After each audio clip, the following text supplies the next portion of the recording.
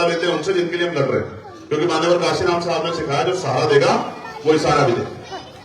तो वो लेती है बड़ी बड़ी कॉर्पोरेट सेक्टर, बड़ी बड़ी पूंजीपति जो कंपनियां हैं उनके मालिकों से चंदा लेती हैं, और जब वो सरकार में आ जाती है पैसे के जरिए तो फिर उनके लिए काम करती है। उनको परमानेंट नहीं है, इस बात को भी आप जान लो। आप सीनियर लोग बैठे हो, नौजवान भाई बैठे हैं, कोई भी चीज परमानेंट नहीं है, हर चीज की एक उम्र होती है। जैसे आज ये जो आपने बना खड़ा किया ये भी एक समय में जर्जर हो जाएगा।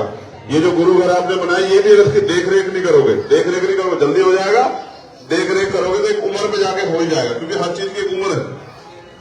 तो जो अधिकार हमें मिले वो आसानी से तो नहीं मिले, लेकिन उन अधिकारों से जो ताकत हमें पैदा हुई है उस ताकत को खत्म करने का भी प्रयास सरकार के लोग कर रहे हैं। मैं तो पूरे देश में घूमता हूं और मेरी माए बहनें यहां बड़ी संख्या में बैठी हैं। जब मैं इनके चेहरे देखता हूं, इनके हालात देखता हूं, घर देखता हूं, मैं ये महसूस करता हूं कि मकान तो बन गए लेकिन सब मकानों पे प्लास्टर नहीं हुआ है। प्लास्टर हो गए हैं तो पेंट नहीं हुआ है, और जो सुख सुविधाएं ताकतवर लोगों के जानवर ले रहे हैं वो सुख सुविधाएं भी अभी तक हमारे लोगों के यहां नहीं पहुंची। अभी भी गरीबी, बेबसी, लाचारी हमारे लोगों के चेहरों पे दिखाई देती है।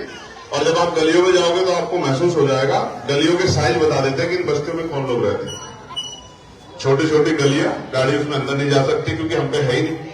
तो हमने उस तरह का सोचा ही नहीं, सरकार ने भी हमारे बारे में नहीं सोचा कि हम उस तरह क्यों करें। लेकिन मैं मानता हूं कि जो 100 सालों में परिवर्तन हुआ, स्पेशली जो परिवर्तन हुआ 75 सालों में संविधान के आने के बाद, अभी वो कागजों में तो है लेकिन धरातल पे नहीं हुआ है। अब हम डॉक्टर, इंजीनियर, IAS, IPS बनने लगे हैं, वकील, जज बनने लगे हैं। अब हम गाड़ियों में साधनों का प्रयोग करने लगे हैं। अब हम सुख सुविधाएं बड़े पैमाने पर लेने का प्रयास करने लगे हैं, लेकिन वहीं एक दूसरी तरफ इन सुख सुविधाओं को खत्म करने का इंतजाम भी किया जाता है। अगर हम ये आने वाली पीढ़ी नहीं लड़ेगी तो शायद ये अधिकार नहीं बचेंगे। जिस तरह से आरक्षण खत्म किया जा रहा है, जिस तरह से सरकारी नौकरियां खत्म की जा रही है, जिस तरह प्राइवेट सेक्टर को बढ़ावा दिया जा रहा है, जिस तरह से स्कॉलरशिप खत्म की जा रही है, जिस तरह से स्कूल बंद किए जा रहे हैं, जैसे जैसे हम तरक्की के बारे में सोच रहे हैं वैसे वैसे हमारी तरक्की को रोकने का इंतजाम भी हो रहा है। आपको जान के बड़ा अचरज होगा, देश के किसान आंदोलन कर रहे हैं, 27 रुपए प्रति व्यक्ति आमदनी है किसानों की। कितने पैसे? 27 रुपए। आप महसूस करो, 27 रुपए में क्या किसानों का घर चल पाता होगा क्या? और मजदूरों के अगर प्रति व्यक्ति आय निकालोगे तो वो उससे भी कम निकलेगी। ये है देश की सच्चाई। ऐसा नहीं देश में पैसे कोई कमी नहीं, लेकिन पैसा एक गठजोड़ बन गया। कैसे? अभी इलेक्ट्रल बॉन्ड, आप सब लोग नहीं समझोगे लेकिन पढ़े लिखे लोग समझ जाएंगे। इलेक्ट्रल बॉन्ड पे अभी सुप्रीम कोर्ट ने पाबंदी लगाई।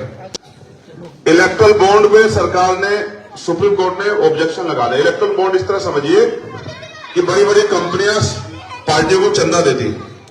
हम भी चंदा लेते हैं, ऐसा नहीं चंदा लेते हैं, लेकिन हम चंदा लेते हैं उनसे जिनके लिए हम लड़ रहे हैं, क्योंकि माननीय काशीराम साहब ने सिखाया जो सहारा देगा वो इशारा भी देगा। तो वो लेती बड़ी बड़ी कॉर्पोरेट सेक्टर, बड़ी बड़ी पूंजीपति जो कंपनियां हैं उनके मालिकों से चंदा लेती हैं, और जब वो सरकार में आ जाती है पैसे के जरिए तो फिर उनके लिए काम करती है, उनको छूट देती है, उनके लोन माफ करती है, उनको सरकारी संपत्ति बेच कर उनके नाम करवाती है, और तमाम तरह से 1 रुपए लीज पे जमीनें देते हैं, कई में 100 साल के लिए टैक्स उनके कम कर देते हैं, यानी कि उनको करोड़ों रुपए का मुनाफा भी देते हैं। ये गठजोड़ इसको तोड़ना पड़ेगा। ये टूटेगा तब जब काम करने वाले मेहनती ईमानदार लोग और जिनके दिल में कुछ चाहत है, जो जमीन से निकल गए उनको मौका मिलेगा। वरना अभी तो ये है एक हाथ दे एक हाथ ले। पैसे वाले पैसा देते हैं, पॉलिटिकल पार्टियां सरकार बनाती है, फिर वो उन पैसे वालों के लिए काम करते। गरीब जनता बिल्कुल अपने अधिकारों से महरूम। ना अच्छे हॉस्पिटल बन रहे हैं, ना अच्छे स्कूल बन रहे हैं, ना अच्छे कॉलेज बन रहे हैं, ना ही गरीबों को जो अधिकार बैठता है कि कोई भी भारत का एक भी व्यक्ति भूखा नहीं सोना चाहिए, भारत का एक भी व्यक्ति बिना छत के नहीं सोना चाहिए, नहीं रहना चाहिए, भारत का एक भी व्यक्ति कोई भी ऐसा ना हो जिसको पहनने के लिए कपड़ों की दिक्कत हो, ये सारे अधिकार संविधान देता है। हम प्रत्येक परिवार महीने में 4-5 हजार रुपए खर्च करते हैं जब हम कोई भी सामान खरीदते हैं। आयात वस्तु को खरीदने का, उनको अपने घर में लेके आने का प्रयास करते हैं। अगर हम 5 हजार रुपए प्रत्येक परिवार लगाएं तो 5 हजार में अगर GST लगाए 28%, तो लगभग 1400 रुपए सरकार के खाते में जाते हैं। अब वो उनमें से हमें 500 रुपए का 400 रुपए का राशन देके हम पे ऐसे दिखाते जैसे एहसान करे, जबकि सच ये है कि बाबा साहब अम्बेडकर ने संविधान में हम लोगों के लिए सारी व्यवस्थाएं की थी, क्योंकि उनको पता था कि ये वो लोग हैं जिनके पास अधिकार नहीं थे, जिनको तमाम तरह से अपमान सहना पड़ा, तमाम तरह से इनके आगे मुसीबतें खड़ी की गई, और जिनपे आज भी अच्छे घर, अच्छी सुख सुविधाएं नहीं। लेकिन हम अपनी जिम्मेदारियों को अदा नहीं कर पाए और सरकारों ने हमारे अधिकारों को छीनने का क्रम जारी रखा। आज हालात ऐसे है कि पढ़े लिखे नौजवान बेरोजगार घूम रहे हैं, और कुछ हमारे नौजवान, मुझे कड़वे शब्दों में कहना पड़ेगा, वो भी उस तरह की मेहनत नहीं करे जिस तरह से कामयाबी मिलेगी। आज उनके भी शौक हो गए, क्योंकि मेरा आपसे राजनीतिक रिश्ता नहीं, मैं इस समाज में पैदा हुआ तो मेरे मन में तकलीफ भी, जब मैं भूखे प्यासे अपने घर परिवारों को देखता हूं तो मेरे दिल में पीड़ा होता है, जब मैं अपनी माँ बहनों के साथ जुड़ जाते हुए देखता हूं तो मुझे तकलीफ होती है, जब उनको मार के लटकाया जाता है, जब उनको अपमानित किया जाता है, जब उनके साथ मारपीट होती है, मुझे तकलीफ होती है। लेकिन क्या इस जवानी के भरोसे आप लड़ लोगे? जो जवानी नशे में डूब गई, जो जवानी गैर जिम्मेदार हो गई, पढ़े लिखे नौजवान अवसर भी है ना पढ़ने का, तो भी उस तरह से नहीं पढ़ पा रहे। एक तो सरकार चाहती नहीं कि हम लोग पढ़ लें, दूसरा हमारे बच्चे भी उस तरह से कामयाबी की तरफ नहीं बढ़ पा रहे। माँ बाप अगर पढ़ने के लिए कहते हैं तो इनको बुरा लगता है। जब हम तरक्की की तरफ नहीं चलेंगे तो हमारी आने वाली पीढ़ी देश में क्या करेगी, आप महसूस करो। अगर कुछ लोग यहां से निकल के नौकरियां प्राप्त किए तो आज उनके घरों में अच्छी रोटी मिल रही नहीं मिल रही है, बता। लेकिन बहुत बड़ा हिस्सा तो ऐसा है जिनके यहां कुछ भी नहीं है। आप महसूस करोगे, सुबह उनका आदमी कमाने के लिए ना जाए, उनके परिवार का व्यक्ति, तो उनके घर में आटे की व्यवस्था भी नहीं हो पाएगी। अगर झड़ी लग जाए, बारिश समझते हैं ना हमारे लोग, तो 4-5 दिन की झड़ी लग जाए तो कुछ घर ऐसे हो जाते हैं जिनका चूल्हा भी जलता है। तो ये सारी तरह की समस्याओं से कैसे निजात पाओगे? बाबा साहब ने तो वोट की ताकत दी निजात पाने के लिए, क्योंकि जिनका राज होता है उनके बारे में तो सोचा जाता है, जिनका राज नहीं होता उनके बारे में कोई नहीं सोचता। एक तो हम खुद अपनी तरक्की का रास्ता नहीं चुन रहे, दूसरा दुश्मन भी हमारी तरक्की के रास्तों को कमजोर कर रहा है। तो हमारा भविष्य क्या होगा देश में? ये जो माए बहनें बैठी हैं, इनका भविष्य क्या होगा? आने वाली पीढ़ियों का भविष्य क्या होगा? पढ़ने के अच्छे स्कूल कहां मिलेंगे? इलाज के लिए अच्छे हॉस्पिटल कहां मिलेंगे? और मैं अपनी माओ से कहूंगा जरूर, इधर मुझे देखो, इधर मुझसे इधर देखो, पूरी जिंदगी गरीबी में काट दी, आने वाले बच्चों पीढ़ियों क्या देखे जाओगे? पहले आप पे मुश्किल से 400-500 का जमीन थी जिसको आपने, अब परिवार बढ़ते जा रहे हैं। अगले 10-20 साल बाद एक परिवार और खड़ा हो जाएगा जो नई पीढ़ी आ रही, उसी जमीन में से बंटवारे हो जाएंगे, तो आप भूखे नहीं मरोगे तो देश में क्या करोगे? खेती अगर आप पे 8-10 बीघे थी, हाल तो है नहीं, बहुत कम लोगों पे, लेकिन थी तो वो आगे बढ़ती जाएगी। तो उद्योग आप पे है नहीं, व्यापार आप पे है नहीं, नौकरी आप पे है नहीं, तो आप इस देश में करोगे क्या? तो अभी तो सरकार आपको, जैसे आपने वो देखे जो मुर्गा बेचने वाले लोग होते हैं, तो वो मुर्गे को बेचने से पहले उसको मोटा ताजा करते नहीं करते हैं, तो वो मोटा ताजा करने के लिए उसके आगे वो खूब राशन वाशन डालते हैं। अभी सरकार ऐसा हमारे साथ कर रही है कि वो हमें राशन वाशन देने लगे और हमारे लोग राशन वाशन खा के चैन से पड़ के सोने लगे।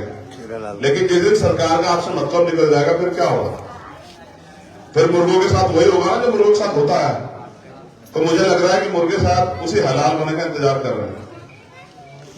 ये लोकतंत्र है, आप अपनी सारी परेशानियों को एक दिन में खत्म कर सकते हैं अगर अपनी ताकत बना लो।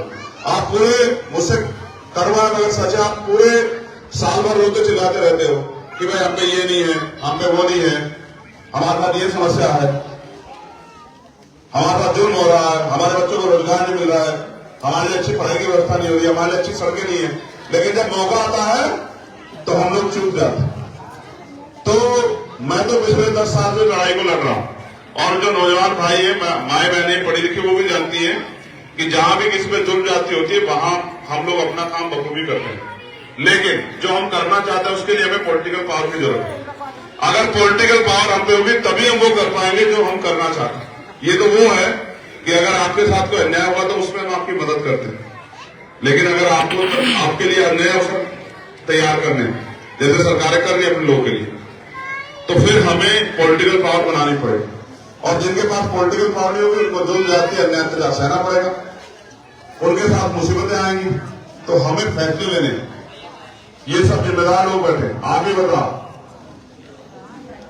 जब संविधान नहीं था कोई आता था कि हमारे हमसे ये पूछने के लिए कि आपके पेट भूखे हैं नहीं है या आपको कोई समस्या है क्या? आज संविधान होने के बावजूद में 5 साल चुनाव के बाद हमें कोई पूछता नहीं है, तो हम उन लोगों की परवाह करें जो हमें पूछता नहीं है। हम उन लोगों के साथ खड़े हो जो लोग लड़ रहे हैं। आप बताओ अपने मन से सोच के, ये जो भेड़ बकरे जैसे नौजवान बैठे हैं, भेड़ बकरियां लगे जिनके मुंह में बोलते नहीं ना, मुझे वो भेड़ बकरियां लगती हैं। बैठो पहले ढंग से बैठो। क्या होगा तुम्हारा भविष्य मैं सोच के चिंतित हूं।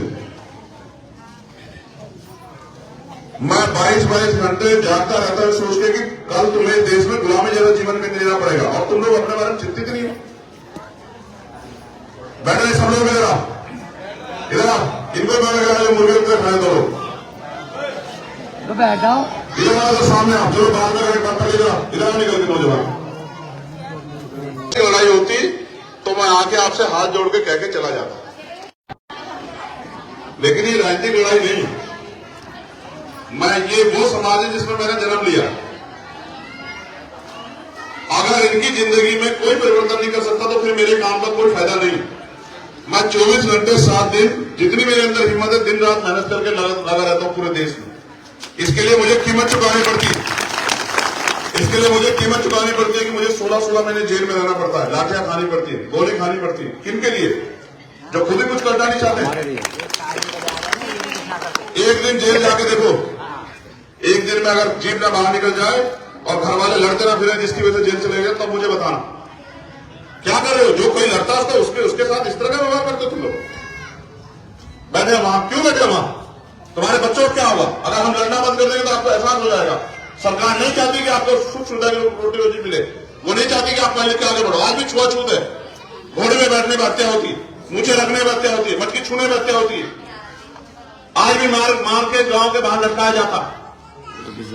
इतने जुल्म के बाद और बिजनौर में जाके देखो, अगर आपको महावतपुर के लोगों अगर नहीं जानकारी हो तो मैं गांव में जाता हूं, जाके देखो खाने के लिए अच्छी रोटी नहीं है, पहनने के लिए कपड़े नहीं है। कैसे कैसे लोग अपना जीवन व्यतीत कर रहे हैं, आप महसूस करो। और अगर हम ये नहीं समझ रहे कि इन हालातों कैसे लड़ा जाएगा, फिर कैसे बदलेगी जिंदगी? आप खून हो मेरा, मुझसे 100 सवाल करो, मुझसे पूछो, मुझे बताओ, लेकिन ये बताओ कि मैं क्या करूं आपकी जिंदगी बदलने के। मेरे पास तेरा कोई रास्ता नहीं। मैं तो प्राइमरी स्कूल के हेडमास्टर का बेटा हूं, कोई धन्नादेव का बेटा नहीं। और अगर पैसों से मदद कर दूंगा तो 2, 4, 10 भी लोग कर दूंगा, लेकिन समाज तो इतना बड़ा। कल बच्चों की शादी करोगे, कहां से लाओगे पैसा? कल बच्चों को पढ़ाओगे, कहां से लाओगे पैसा? कल बीमार होने का अस्पताल जाओ, कहां से लाओगे?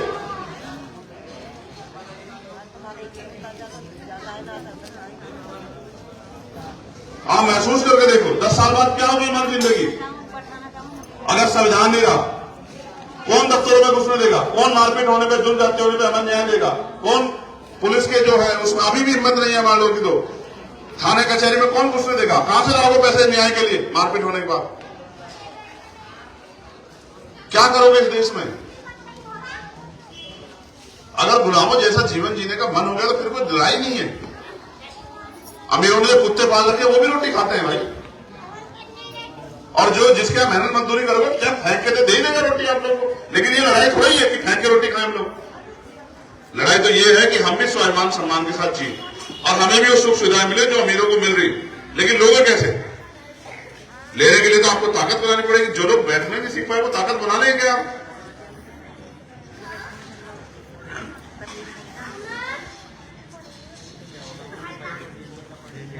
आप महसूस करके देखो ना कि बाबा साहब ने अपने 4 बच्चे कुर्बान किए इस समाज के लिए कि ये समाज अपने पैरों पर खड़ा हो जाए, इसके साथ जानवरों जैसा व्यवहार ना हो।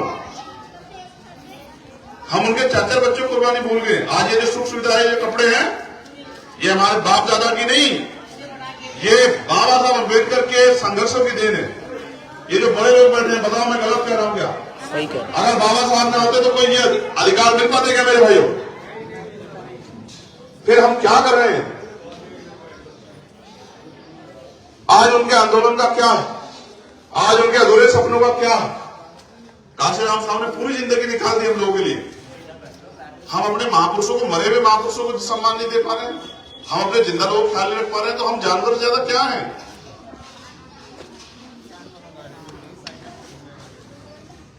तो इसलिए आपसे कह रहा हूं, क्या करोगे इस देश में? हर आदमी अपने भविष्य के बारे में सोचता है। 2 रुपए जोड़ते नहीं जोड़ते कल के बारे में सोच के। क्या जोड़ रहे हो? कोई कुछ जोड़ रहे हो कि जब अन्याय करने वाला आपके साथ आपके अधिकार को निगलने का प्रयास करेगा तो क्या आपने बचाने के लिए कौन है खड़ा, जो आपके बीच में और सरकार के बीच में खड़ा हुआ ये अन्याय नहीं होने देंगे। आज तो हालात ये, आप रविवार जयंती की जहां नहीं निकलते परमिशन नहीं ले सकते हो। अगर आपके यहां नहीं निकलते तो परमिशन नहीं ले सकते, जाके देख लो। फिर देखो, मैंने महसूस किया कि जिनको तकलीफ होती है वो लड़ते हैं, वो चाहते हैं कि आप ये जिंदगी बदले। लेकिन अगर आप ये जिंदगी में खुश हो तो फिर कोई लड़ाई नहीं है। आप इस गरीबी में खुश हो, आप इस बेबसी में खुश हो, जो जुल्म हो रहा है उसके साथ आप खुश हो, जो अपमान हो रहा है उसके साथ खुश हो, फिर तो कोई लड़ाई नहीं, फिर तो सब ठीक है। और अगर आप मानते हो कि भाई इस देश में हमारा भी कुछ बैठता है, हमें भी कुछ इस देश में सम्मान का जीवन चाहिए, तो फिर भाई कुछ तो करना पड़ेगा, नहीं करना पड़ेगा। अगर कनस्तर में आटा नहीं है तो मेहनत मजदूरी किए बगैर आ जाएगा क्या? कोई दे देगा, एक दिन दे देगा, 2 दिन दे देगा। जब तक आपके बच्चों को रोजगार नहीं मिलेगा, जब तक आपके घरों में आपकी जेबों में पैसे नहीं, कौन पूछेगा आपको?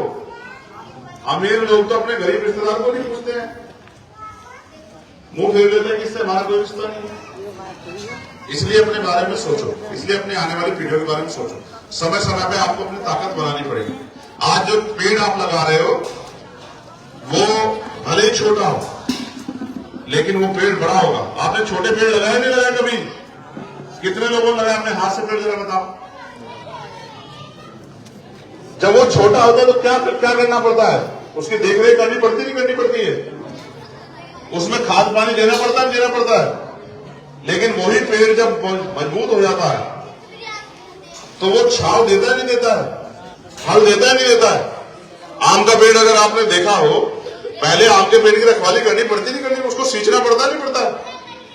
उसको हवा से, आंधी से, तूफान से, ओले से, चोर से बचाना पड़ता नहीं बचाना पड़ता है। लेकिन 5, 7, 10 साल बाद वो कितना मजबूत हो जाता है। अभी तक आपने मुझे सड़कों पे लड़ते देखा, अब कोई ऐसी लड़ाई नहीं जो मैंने लड़ी। मैंने 16 महीने 6x10 की कोर्ट में रात बिताई, क्योंकि जब मेरे लोगों का अन्याय हुआ मैं लड़ने के लिए गया, इसका मुझे कीमत चुकानी थी। जब दिल्ली में गुरुघर टूटा तो मैं लड़ने के लिए गया, इसकी मुझे कीमत चुकानी पड़ी। मैंने कभी आपसे कुछ नहीं कहा, लेकिन आज मैं आपसे कहता हूं कि अगर अपने देश को बचाना है, अपने अधिकार को बचाना है, इस देश के संविधान को बचाना है, अपनी आने वाली नस्लों को इज्जत की जिंदगी देनी है, तो फिर इस लड़ाई में मेरा साथ दो। और अगर आप इसलिए खुश हो, मैं बहुत ये गुरुवर है, मैं नहीं बोलता हूं, अगर आप इसलिए खुश हो, इसको बदलना चाहते फिर कुछ मत करो, फिर जैसे जी रहे जीते रहो। फिर पैसे वाले लोग भी आएंगे, 500, 400, 1000, 2000 रुपए दिखाएंगे, शराब की बोतल भी देंगे, बहुत कुछ देंगे आपके जमीन को खरीदने के लिए। साहब कहते थे कि वोट की रक्षा बहन बेटी की रक्षा क्या करनी है, आप चाहो तो उसे बेच दो, कोई दिक्कत नहीं। आपने बहुत लोगों को वोट देकर बनाया भी तो है, उन्होंने आपको कितना पूछा आप देख लो।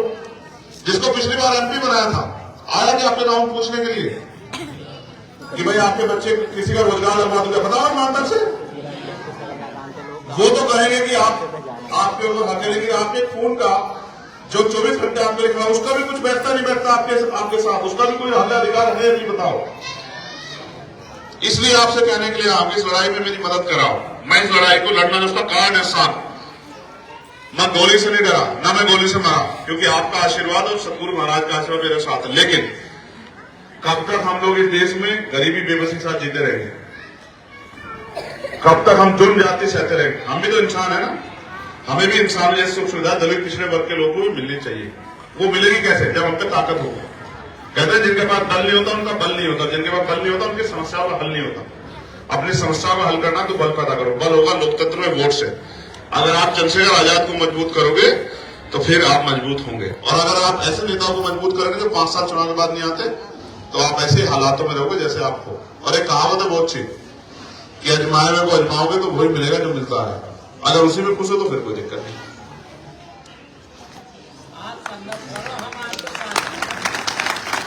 मैं बिल्कुल कह रहा हूं, देखो मैं नहीं कहूंगा अपने लोगों से डांटूंगा नहीं, समझाऊंगा तो कौन समझाएगा भाई? दूसरा क्यों समझाएगा? मैं अगर बुरा भी बन जाऊं और आप सही रास्ते पर चल जाओ तो मुझे फायदा है ना। जब आपके घर की लड़ाई पूरी हो जाएगी, आप ताकतवर हो जाओगे, तो मेरी तो समस्या खत्म होगी। क्योंकि जब मैं आपके घर में जाऊंगा अपनी माँ को भूखे प्यासे पेट देखूंगा, अपनी बहनों को उनके कुचलते सपनों को देखूंगा तो मुझे तकलीफ नहीं होगी। ये लड़ाई आपकी नहीं है, मेरी लड़ाई है, ये हम सब की लड़ाई। जब ताकतवर होगा समाज तो हर घर तक पहुंचेगी खुशहाली। इसलिए मैं आपसे अपील करूंगा, यहां पढ़े लिखे नौजवान कितने जिन्होंने 12वीं पास कर ली? एक कई सारे है कहीं नौकरी है? ये नौकरी के बारे में सोचो, है कहीं नौकरी? मजदूरी करना, अगर मजदूरी ना करें तो घर नहीं चल सकते। नहीं चलना है। नहीं, खुरपे दांती का समय चला गया। आपको भी कह रहा हूं, हम कब तक खुरपे दांती लेके दूसरों खेतों में घास काटते रहेंगे, पशु पाल पाल के दूध बेच बेच के घर चलाते रहेंगे? अब तो हम पढ़ लिख लें, अपनी हम वही काम करें तो हमारी नालायकी है, उनकी नहीं है। हमारे नेताओं ने भी हमें धोखा दिया है। अगर हमारे नेता चाहते और वो रोजगार की व्यवस्था करते तो बहुत सारे परिवार खुशहाल हो जाते। सही बात है। ठीक है, उन्होंने कभी गरीबों की तरफ मुड़ के नहीं देखा है। सही कह रहे हैं। वो जब यहां से बन के चले जाते हैं वो इनकी तरफ पलट के नहीं देखते हैं। इसलिए समस्या खड़ी हुई है, क्योंकि जिनका नेता नालायक हो जाए उस समाज के साथ तो अन्याय अत्याचार हो गए। तो मैं आपसे अपील करूंगा, आप हमारा चुनाव चिन्ह जानते क्या है? आप इनसे पूछ रहे थे जो माए बैठी, जिनकी आंखों को देख के लगता है कि इनके आंसू भी नहीं सूखे अभी तक। क्या है हमारा चुनाव चिन्ह बताओ? हाथ उठा बताओ जिसे पता है। इतनी भलकी आवाज में ये है, देखो बताओ, मैं इनका खून हूं, इनकी आवाजें देखो। इनको पूछना दो, इन्हीं से पैदा हुआ हूं ना। इनको बोलो तो माँ बहनों को, इनसे सुनना चाहता हूं। ये ऐसा ताकत और बेटा पैदा करके और माँ इतनी हल्की आवाज में बोले तो वैसे मर जाएगा। जोर से बोल के बताओ क्या चुनाव चिन्ह? अच्छा, दोनों हाथ उठा के बताओ क्या है हमारा चुनाव चिन्ह। दोनों हाथ उठा, एक हाथ नहीं।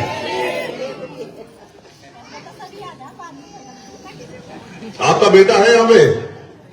आपका बेटा है यहाँ पे? यहाँ है क्या? आपके गांव में कोई आपका बेटे जैसा होना, उससे पूछना कि चंद्रशेखर आजाद क्या करता है। जिन लोगों ने धोखा दिया है, अब आप आदमी फर्क करना नहीं सीखोगे ना तो फिर ये आपका नुकसान होगा। आप अच्छा बताओ, क्या नाम है आपका? ममता, आप माई जैसे भी बताओ, बेटे को क्या बनाना चाहती हो? अच्छा बनाना चाहती हो ना? बनेगा कैसे अच्छा? जब तक उसको मौका नहीं दोगे अच्छा कैसे बन जाएगा? बताओ। उसको स्कूल में जाए तो कैसे डॉक्टर इंजीनियर बन जाएगा? बताओ भाई, जब आप उसे अवसर दोगे तभी तो बनेगा ना। जब तक दिल्ली के अदालत में हमारे लोग, जिन्होंने आपको ठगा, उनमें आप भगवान ढूंढना बंद करो। ठीक है, अगर वो इतने अच्छे होते तो फिर आपके साथ समस्या नहीं होती।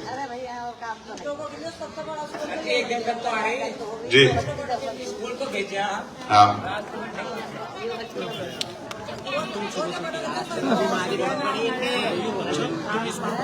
कोई बात नहीं, सारे ठेकों का इलाज हो जाएगा। लेकिन आप मन पक्का करो। सतगुरु समनदास जी महाराज ने लाखों लोग छुड़वाए, जिन्होंने मन से छोड़ दिया। मन से छोड़ने का ठेका फिर आपसे कहूंगा कर भी है। किसी की बहन बेटी जा रही है और आप अगर सच्चे हो तो उसको नुकसान ना पहुंचा तो कुछ भी नहीं होगा। अगर आपके मन में मैल नहीं है, ठेका है, ठेका पकड़ता है कि आपको आओ आओ इधर बाहर निकल जाते हैं ठेका कि आओ इधर। नहीं सर, गलत है। जो लोग नहीं पीते उनका ठेका क्या बिगाड़ता है? आप मेरा बिगड़वा दो ना ठेके में कुछ, मैं यहीं से जाऊंगा। देखो आप समझ रहे हो? देखो, अगर फिर ये भी एक गलत बात है, अगर सतगुरु रविदास जी महाराज कह गए तो खूब ठेके पे शराब पी, बाबा साहब अम्बेडकर कह गए हो तो खूब शराब पी। मैं आपको बताता हूँ शराब क्यों पीता गरीब इसलिए पीता है कि जो उसके दिल में दुख तकलीफ है वो कम हो जाए। शराब पी के उसको ऐसा लगता है कोई दिक्कत नहीं, अब सब ठीक है, खुश हो जाता है थोड़ी देर के लिए। ठीक है, अमीर इसलिए पीता है कि उसके उसमें इतने साधन संसाधन है, वो सोचता है कि नींद कैसे आएगी, इसलिए अमीर पीता। गरीब इसलिए पीता है कि उसको नींद आ जाए, कि उसको तकलीफ महसूस ना। सच ये है, अगर खतरे को देख के, जैसे कहावत के तौर पर कहता हूं, बिल्ली को देख के कबूतर रेत में सर घुसा ले तो खतरा कम नहीं होता, खतरा जुगा तो रहता। शराब पी के खतरा नहीं कम होगा। मेरे भाइयों से पूछो ना, शराब बुलाती है आपको? ईमानदार से बताओ। ये आपको देख के सीखे हैं सर। जब आप पी के घर जाते हैं ना, इनको भी लगता है कि आप पीते हैं तो कुछ तो अच्छा होगा इसमें। आप समझते हो? हम 1000 रुपए कमाते हैं 5 दिन में, तो 300-400 रुपए शराब पर लगाते हैं। ये नहीं सोचते कि बेटी को कुछ चाहिए, कपड़े या और कोई सामान, पत्नी को कुछ चाहिए। ठीक है, ये है सच। अपने अंदर परिवर्तन करना पड़ेगा। विचार क्या है? विचार बदलाव तो करते हैं। बुद्ध ने क्या किया? रविदास जी ने क्या किया? कबीरदास जी ने क्या किया? किसी को पैसा थोड़ा दिया? गुरु समनदास जी ने क्या किया? पैसा दिया किसी को? नहीं, समझाया कि भाई बुराई छोड़ दो। और देखो कितने लोग सुधर गए। मैं भी आपको समझा ही सकता हूं। अभी जिस दिन ताकत होगी तो करके दिखाऊंगा। फिर आपके घर भी ऐसे नहीं होंगे टूटे फूटे जो बने हुए हैं। फिर आपके घर ऐसे होंगे जैसे महल दूसरे लोगों के बने हुए, ऐसा आपके भी घर ऐसे होंगे। चिंता मत करो, समय बदलेगा। ये समय का चक्कर ऐसे घूमता है। आज अगर कमजोर है हमेशा नहीं रहेंगे। आज अगर जवान हूं तो हमेशा जवान नहीं रहूंगा। अगर आज कमजोर हूं तो कमजोर नहीं रहूंगा। 10 साल में आप लोगों के आशीर्वाद से आप देखना। और ये नहीं कहता एक दिन में बदल दूंगा, लेकिन अगर जिंदा रहा 10 साल में आप देखना कि कोई मां भूखे पेट नहीं सोएगी। कोई ऐसा नहीं बचेगा जिसके सर में छत की दिक्कत। और छत भी ऐसी नहीं कि जैसे जानवरों के ऊपर डाल दिया, ऐसी छत जैसे देश के अमीर इस छत को भोग रहे। कोई भाई ऐसा नहीं बचेगा जिसकी जेब में पैसे ना हो। ठीक है। और बिजनौर की तरक्की तो मेरे दिल से जुड़ी हुई। एक माँ होती है जो जन्म देती है, एक माँ होती है जो पालती पोसती है, जो रखवाली करती है। ये मेरी रखवाली वाली माँ। मैं अपनी माँ की रक्षा करना जानता हूँ। जिससे जन्म लिया उसको ताकत देना जानता हूँ। मैं पहली बार आया आप लोगों के बीच में इस उम्मीद के साथ कि आप इस लड़ाई मेरी मदद कराओगे। आपने सबको आजमा के देख लिया। अब मैं आपसे पूछ रहा हूँ, क्या मदद करोगे नहीं करोगे? ऐसा तो कोई पैसे वाला आ जाए उसका भी भूल जाओगे। पार्लियामेंट भेजेंगे। आप भी बताओ जो इधर बैठे हैं, क्यों भाई मदद करोगे नहीं करोगे? दोनों हाथ उठा के बताओ जो मदद करेंगे। वो कहाँ है? ये देखो हमारा चुनाव चिन्ह देखो क्या पहले देख लिया आपने? यही इसको वोट दोगे तभी चंद्रशेखर ताकतवर होगा। इसको घुमाओ। ये देखो क्या लिखा हुआ बताओ। जैसा मैंने आपको शुरू में कहा कि एक हाथ दो। पूंजीपतियों से पैसा लेके भाजपा के लोग सरकार चला रहे हैं, फिर पूंजीपतियों के लिए काम कर रहे हैं। जब हम आपके लिए काम करना चाहते हैं, स्वतंत्र काम करेंगे। तो ये लड़ाई है, सहयोग है। इस केंद्रीय में ढक्कन खोल दो। चाहे आप 1 रुपए का सहयोग करो, क्योंकि जिनके से लड़ रहे हैं ना उनके पास बहुत पैसा है, उनके पास पूरी मीडिया है, उनके पास माफिया है, उनके पास बहुत ताकतवर लोग हैं, साधन संसाधन है, उनके लोग भी पैसे वाले। चाहे आप 1 रुपए की मदद करो, लेकिन इसमें मदद जरूर करो जिससे मेरा हौसला बढ़े। यही रखो। इनको वो पोलिंग बूथ तक जाना चल के। यहाँ हटा तुम लोग यहाँ को यही आने दो चल के। ये इनकी मेरी संयुक्त लड़ाई है, ये मेरी अकेले की लड़ाई नहीं है। चाहे 1 रुपए। वीडियो को ज्यादा से ज्यादा लाइक करें, ज्यादा से ज्यादा लोगों तक पहुंचाएं, ताकि हम आपकी आवाज को और बहुजन समाज की हर एक आवाज को पूरी मजबूती के साथ उठा सकें और समाज के किसी भी अंतिम व्यक्ति तक आवाज को पहुंचाने के लिए चैनल को ज्यादा से ज्यादा सब्सक्राइब करें, वीडियो को लाइक करें, कमेंट जरूर करें। अगर चैनल को आप सपोर्ट करना चाहते हैं तो आपके लिए हमारे लिए यही सपोर्ट होगा कि आप चैनल को सब्सक्राइब करें और अपने साथियों तक जरूर पहुंचाएं। जय हिंद, जय भारत।